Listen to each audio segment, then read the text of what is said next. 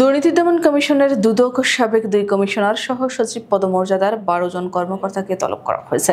রাজধানী ঢাকার ধানমন্ডিতে বিলাসবহুল ফ্ল্যাট বরাদ্দে নীতিমালা ভঙ্গের অভিযোগের বিষয় জিজ্ঞাসাবাদ করতে দুদক তাদের তলব করেছে বলে জানা গেছে।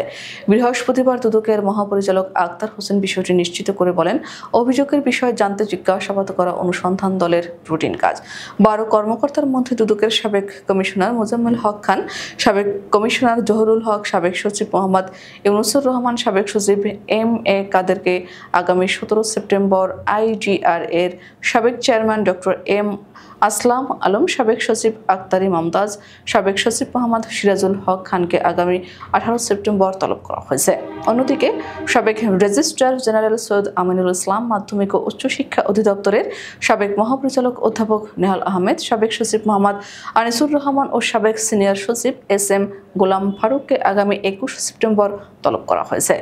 আওয়ামী সরকারের আমলে 2018 সালের জাতীয় সংসদ নির্বাচনে দিনের ভোট রাতে করার সঙ্গে জড়িত থাকা এই 12 কর্মকর্তাকে পুরস্কার স্বরূপ ফ্ল্যাট বরাদ্দ দেওয়া হয় বলে অভিযোগ রয়েছে।